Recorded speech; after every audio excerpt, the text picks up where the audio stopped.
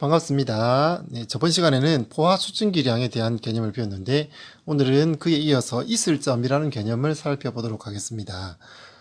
포화 수증기량이라는 것은 공기 1kg 안에 들어갈 수 있는 수증기의 최대량을 g으로 표시한 것을 포화 수증기량이라고 했습니다. 쉽게 얘기해서 1kg의 공기, 똑같은 양의 공기가 있는데 그 공기 안에 수증기가 최대로 들어갔을 때 몇 g이냐를 묻는 그런 개념이 되겠죠.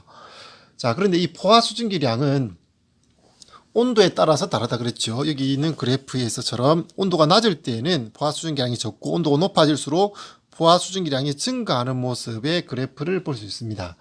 무슨 말이냐면, 자, 온도가 낮을 때 차가운 공기는 적은 양의 수증기만 포함할 수 있고 온도가 높아지면 높아질수록 더 많은 양의 수증기를 포함할 수 있게 된다. 그런 의미가 되겠죠. 자, 그래서 이 플라스크 안에 뿌옇게 흐려진 상태였다가 뜨거운 드라이기로 뜨겁게 가열해주면 이 안에는 더 많은 수증기를 포함할 수 있는 공기가 되니까 온도가 높아지면 그러면 아까는 포화 상태여서 물방울이 맺혔는데 수증기가 물방울로 바뀌어서 물방울이 막 맺혀서 김이 서려 있었는데 온도가 높아지면 더 많은 양의 수증기를 포함할 수 있게 되기 때문에 맺혀있던 물방울들이 증발하면서 수증기가 되어서 투명해진다는 거죠. 수증기는 우리 눈에 보이지 않고 투명합니다. 그래서 투명한 깨끗한 상태로 된다. 근데 다시 이걸 온도를 낮추면 다시 공기 중에 포함할 수 있는 수증기 양이 적기 때문에 수증기였던 것이 다시 물방울이 맺히면서 뿌옇게 흐려진다. 그런 내용을 지난 시간에 살펴봤습니다. 자, 지난 시간에 그 배운 내용을 잘 이해해야지 오늘 내용을 또 이해할 수 있는데, 자, 오늘은 있을 점이라는 개념인데요. 자, 이 그래프를 보고 잘 이해해야 되겠습니다. 자, 이것도 역시 포화 수증기량을 나타내는 그래프가 되겠습니다. 온도가 낮을 때는 적은 양의 수증기를 포함할 수 있고 온도가 높아질수록 많은 양의 수증기를 포함할 수 있어요. 자, 그런데 예를 들어서 지금 현재 온도를 20도로 갑시다. 자, 20도일 때는 24도로 갑시다. 24도. 현재 온도 24도일 때는 얼마만큼의 수증기를 포함할 수 있느냐? 포화 수증기량 곡선을 보니까 이렇게 쭉 따라 올라가 보니까 24도일 때는 뭐 이 정도 위치에 있어요. 이 정도. 자, 이 정도 위치에서 만났는데 이걸 쭉 따라가 보니까 대략 한 뭐 18도 내지 19도 가까이 되겠죠. 18 내지 19g이 되겠죠. 그램 퍼 킬로그램이 되겠는데, 자, 무슨 말이냐면 온도가 24도일 때는 24도인 공기 1kg 안에는 수증기가 최대로 뭐 한 18 내지 19g 정도의 수증기를 가질 수 있다라는 얘기예요. 자, 그런데 이 최대 18g까지 뭐 정확히 눈금이 안 보이지만 그냥 18이라고 합시다. 자, 이렇게 쭉 껐을 때 이걸 18이라고 한다면, 자, 24도일 때는 18g의 수증기를 포함할 수 있는 거예요. 그런데 현재 이 공기는 포화 상태가 아니에요. 무슨 말이냐면 수증기가 다 꽉 찬 상태가 아니라 좀 공간에 여유가 있어요. 그래서 지금 현재 한 B 지점에 있다고 칩시다. B 지점. 그러니까 현재 지금 24도에서 이 공기 1kg 안에는 이만큼 18g까지 최대한 수증기가 들어갈 수 있지만 이만큼 들어있지 않고 요만큼만 들어있다. 이렇게 칩시다. 요만큼. 예를 들어 한 15g이라고 칠까요? 자, 15g 정도의 수증기가 들어있는 거예요. 자, 그러면 아직 3g 정도 여유가 있죠. 그러면 물을 놔둔다면 3g 정도가 더 증발의 수증기가 될 수 있을 거예요. 자, 근데 지금은 완전히 꽉 찬 상태, 포화 상태가 아닌 그런 상태가 되겠죠. 자, 근데 현재는 이렇게 포화 상태가 아니라 3g의 여유가 있는 상태지만 이 공기를 차갑게 만들어주면 어떻게 될까요? 온도가 내려간다면, 온도가 점점점 내려가서 20도씨가 되면 어떻게 되느냐? 아까 24도씨일 때는 포화 상태가 아니었죠. 3g의 여유가 있었지만 온도가 내려가서 20도가 되면 20도일 때는 15g이면 가득 찬 상태가 되는 거예요. 근데 지금은 이렇게 포화 상태가 되는 거예요. 20도씨에 도달하면.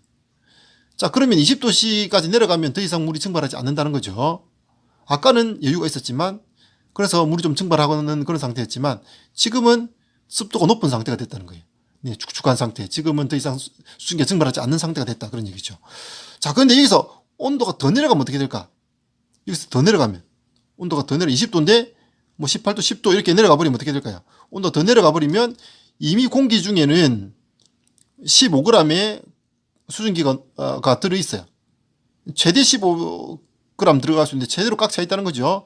꽉 차 있는데 요렇게 줄어들어 버리면 온도가 더 내려가 버리면 이제 포화 양보다 더 초과해서 많아져 버렸죠. 그럼 이 양은 어떻게 되느냐? 이 남는 양은 어떻게 될까요? 공기 중에 수증기 상태로 있을 수가 없죠. 수증기 상태로 있을 수 있는 거는 10도 시에는 요만큼의 양만 수증기 상태로 있을 수 있고, 이 남는 이만큼의 양은 더 이상 수증기로 있을 수가 없어요. 네, 그러니까 얘네들은 수증기가 아니라 물로 바뀌겠죠. 네, 그러면 이게 물방울, 작은 물방울이 맺히게 되는 거예요. 이 작은 물방울 우리가 이슬이라고 하죠. 이슬. 네, 그래서 이슬이 막 맺혀서 예를 들어서 여기에 10도일 때의 포화 수증기 양을 딱 보니까, 네, 정확한 값은 아니지만 여기서 한 7.5 정도 되겠죠.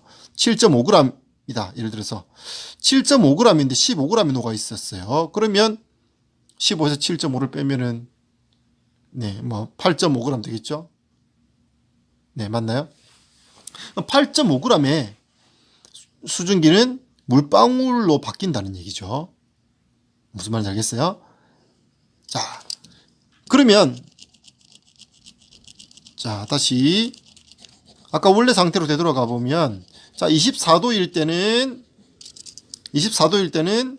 네, 18g까지의 수증기를 포함할 수 있는 공기이지만, 네, 15g만 들어 있어서 아직 여유가 있는 포화되지 않은 상태가 되겠어요. 불포화 상태가 되겠죠. 네, 그랬는데 온도가 내려가서 20도가 되는 순간 포화 상태, 가득 차서 더 이상 수증기를 받아들일 수 없는 상태가 됐어요. 더 내려가면 이제 포화 상태를 넘어섰죠. 과포화 상태 이렇게 표현할 수 있는데, 자, 이렇게 넘어서게 되면 넘어선 만큼의 이 양의 수증기는 물방울로 바뀌어서 이슬이 맺히게 된다는 거예요. 자, 그러면 온도를 서서히 낮춰갈 때, 24도일 때는 불포화 상태였다가 온도 서서히 낮춰가다가 수증기가 생기기 시작하는 그 시점이 언제일까요? 자, 여기서 온도를 점점 낮춰가다가 수증기가 생기기 시작하는 시점은 바로 온도가 20도가 되었을 때부터 가득 찼고, 20도 조금만 내려가면 수증기가 물방울 생기기 시작한다는 거예요. 그래서 이 온도를 뭐라고 하느냐, 이 온도를 처음에 불포화 상태였는데 온도를 점점 낮추다 보니까 더 이상 수증기가 들어갈 수 없는 공간이 됐고, 또 온도가 낮춰지니까 이슬이 생겼죠. 네, 이렇게 수증기들이 뭉쳐서 물방울이 됐어요. 이 이슬이라고 하는데, 이슬이 생기기 시작했죠. 이 이슬이 생기기 시작한 이 온도 20도, 이걸 뭐라고 하냐면 이게 바로 이슬점이라는 거죠. 이슬점. 네, 이슬이 생기기 시작하는 온도다라고 해서 이슬점이라고 해요. 자, 이 교과서에 보면 잘 나와 있죠.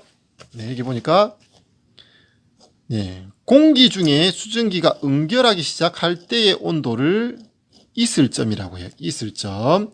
그래서 응결이라는 것은 수증기가 물방울로 바뀐다는 얘기죠. 그래서 수증기가 응결해서 물방울이 생기기 시작하는 온도를 이슬점이라고 하는 거예요. 온도가 높았을 때는 더 많은 양의 수증기를 포함할 수 있지만, 온도가 내려갈수록 포화 수증기 양이 감소해서, 네, 더 이상 수증기를 포함할 수 없게 되는 이런 상태. 자, 이게 도달했을 때 이 온도를 이슬점이다, 이렇게 얘기하는 겁니다. 자, 그래서 B 상태에서 온도를 낮추었을 때 이슬이 맺히기 시작하는 온도는 20도죠. 이게 20도가 바로 이 상태에서의 이슬점이 되겠고, 자, 예를 들어서 A 상태였다. 네, 현재 온도 24도였는데 이때 수증기량 굉장히 적어서 수증기가 이 정도 한 7.5g 정도의 수증기를 포함하고 있는 이런 상태다. 굉장히 건조한 상태죠.